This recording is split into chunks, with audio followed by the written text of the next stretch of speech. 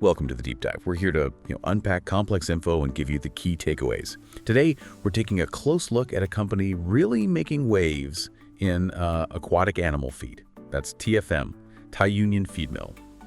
There's been some buzz, right? Headlines talking about a GPM new high for Q2 68, and they sound confident about hitting 7-9% revenue growth this year. But what do the actual reports, the detailed stuff, really tell us? Our mission here is to pull out the core insights from their Q2 financial summary, the F45 filing, and also their Big One report. We want to help you understand their performance, their strategy, and, well, what might be next for them. Yeah, and what's really interesting, I think, is how we can sort of connect that latest financial snapshot, the Q2 numbers, with the bigger picture, their long-term vision. And we can do that by looking directly at TFM's own detailed disclosures. It's about seeing how those pieces fit. Okay, so let's peel back the layers on those Q2 68 numbers then. The headline hinted at big things, but what's the official financial filing, the F45, actually showing about their recent health? And how did they manage this supposed GPM new high? Especially when the whole industry is, grappling with volatile raw material costs. That's a really good question, because, yeah, the headline's exciting, but the details matter, right? The Q268 results from that F45 report, they do show a really significant jump in profitability, a really big one. Net profit attributable to the parent company. For Q268, it soared to over 193 million baht. That's a massive increase, nearly 50% compared to the, 129 million baht in Q2 last year. Wow, okay, almost 50%. Yeah, and that pushed their earnings per share, the EPS, up from 0.13 baht to 0.19 baht just for the quarter. It's a pretty clear sign of, strengthening financial health. And what about the first half of the year? Does that trend hold? It does. If you look at the first 6 months, their cumulative net profit hit 325.6 million baht. That's up quite a bit from 233.4 million in the first half of 67, and the H1 EPS is 0.33 baht. So yeah, strong growth there too. Okay, so strong growth in net profit, strong growth in EPS. But back to that GPM new high from the headline, you said the F45 summary doesn't give us the exact gross margin figures for Q2. That's right. So how do we square that with what we know, their past struggles with raw material costs? Exactly. That's the key point. The detailed breakdown, Q2 revenue trends, specific gross margin figures, they aren't explicitly laid out in the summary report, the F45, but what's crucial to understand, and we get this from their broader one report, is how they're managing that raw material cost volatility.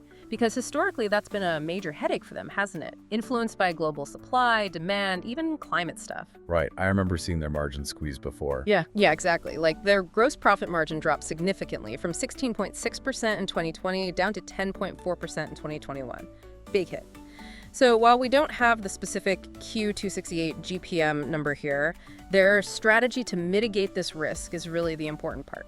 TFM addresses this proactively through dedicated R&D, which they've actually been investing in since way back in 2008. Since 2008, wow, long-term focus. Absolutely. They're developing new raw material options, things like plant-based proteins. Why?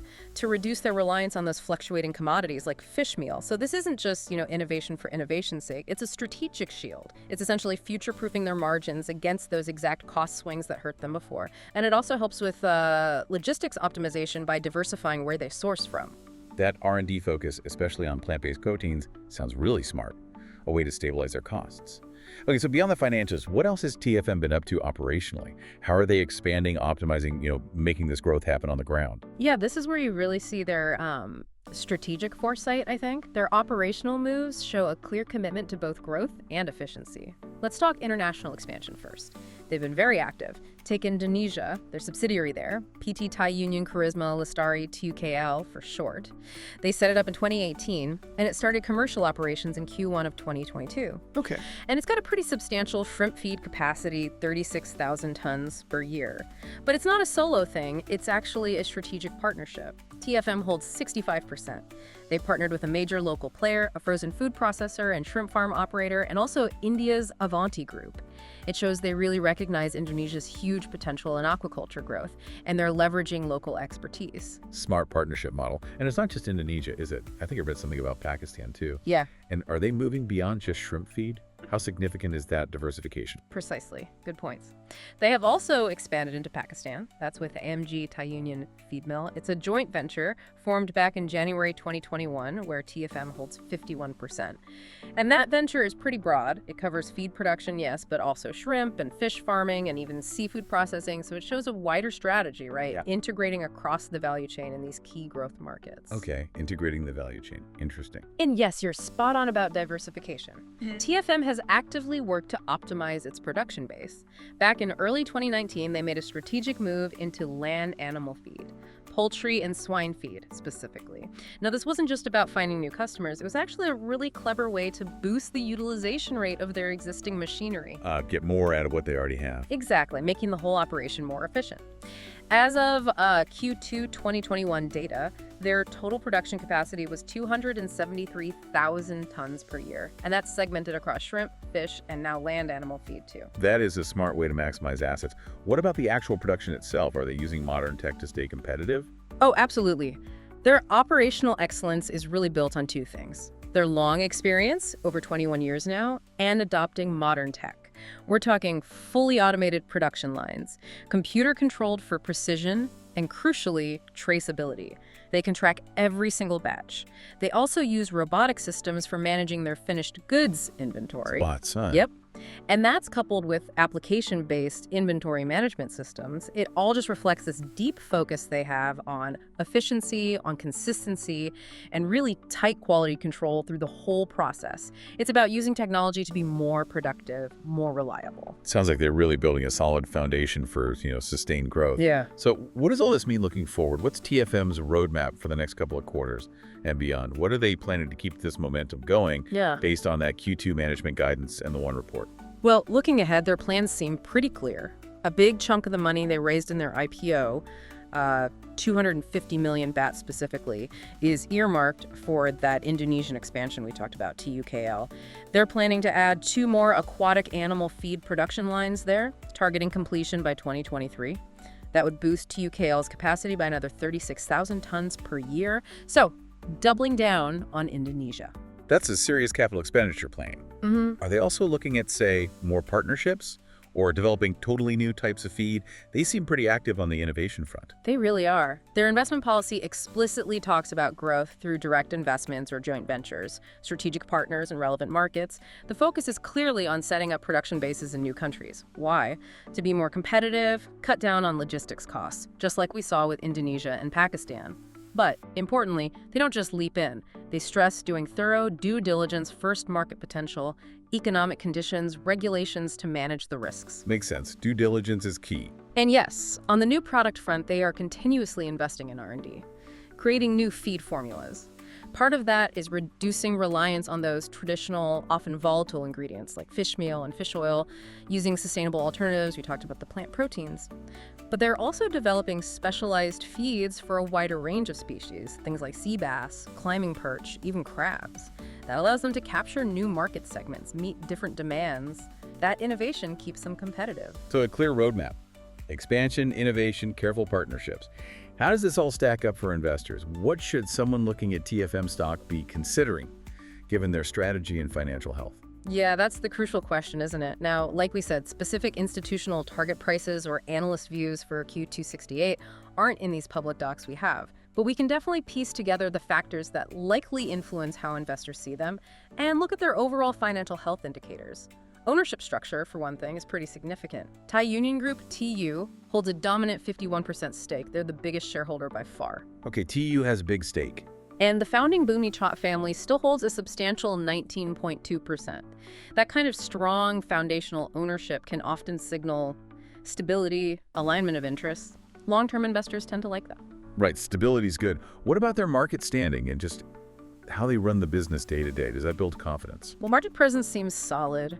As of early 2025, their market cap was over 6 billion Baird. That's a decent size in their sector. And beyond just the numbers, TFM really emphasizes robust corporate governance. That's important.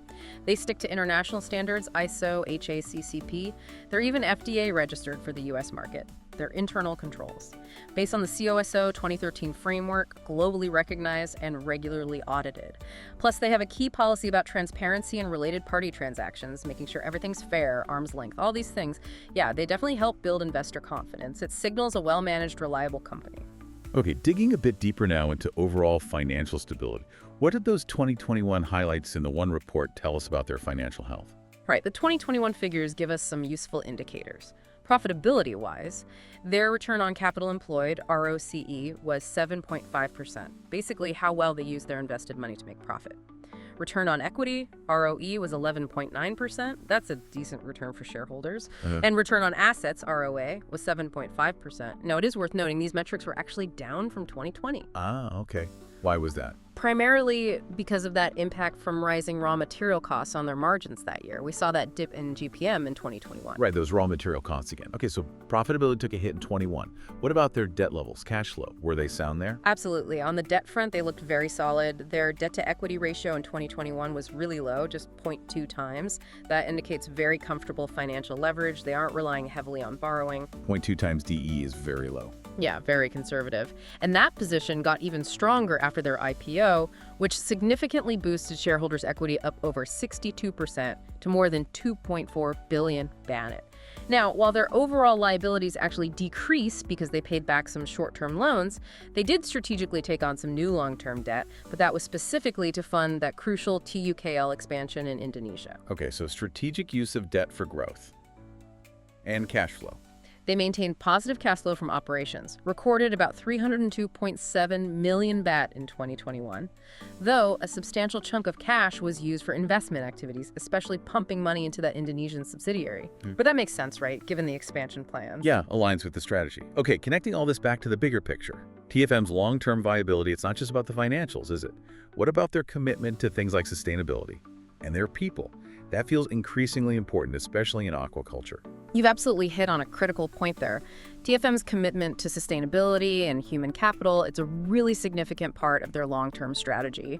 And perception, too, both for consumers and definitely increasingly for investors. Look at environmental stewardship. They have clear, measurable targets, like they cut water usage 10% in 2021, targeted another 5% cut in 2022. Actual targets, not just talk. Exactly. Same with waste to landfill, down 50% in 2021, aiming for another 10% reduction in 2022. They use advanced pollution control systems to air, noise, wastewater, making sure they comply with standards. And that plan we mentioned earlier to install that big solar power system, aiming to cut electricity use by 10%. That's another really tangible step towards, environmental responsibility and conserving energy. That's the environmental side. What about social responsibility? How they treat their workforce? Always a key area. Indeed. And TFM seems strong here, too. They got a good labor practices GLP certification back in 2018. And in 2021, they were actually recognized as a model organization for human rights. They have very robust policies, explicitly against forced labor, child labor, discrimination. They ensure fair wages, safe working conditions, respect for human rights. And notably, no significant labor disputes reported in the last 3 years leading up to that report. That's a good track record. Yeah, and they even collaborated with an NGO, the Isara Institute, to ensure fair treatment for everyone. That underscores their commitment. Plus, during COVID, they put in extensive measures, temp checks, masks, distancing, supporting infected employees, showed real commitment to health and safety. And they also focus on employee development, continuous training, career path planning. Look, these initiatives aren't just about, doing good. They genuinely contribute positively to long-term investor perception. It paints a picture of a responsible, well-managed, and ultimately a resilient company. Okay, well, that pretty much wraps up our deep dive into TFM for today. We've explored quite a bit their recent financial surge, those ambitious international expansions, their really proactive approach to managing raw material costs through R&D, and also their deep commitment to sustainability and human capital. Lots to unpack. So after digging through all this, what's maybe the one big takeaway about TFM's strategy? Especially how they seem to be balancing that drive for growth with managing significant risks, like those volatile costs, and also maintaining that commitment to sustainability. It really does highlight how a company's past performance, its future plans, They're all intrinsically linked to its whole approach to business, doesn't it? It really does. And maybe that leaves us with a question for you, the listener, to ponder. How might TFM's specific blend this mix of a steady foundational business, ambitious international growth, and that clear commitment to sustainability? How might that shape their path forward in this evolving global aquaculture industry? Especially when you think about the increasing consumer demand for traceable, sustainably produced seafood. It's definitely a compelling combination, and one worth watching.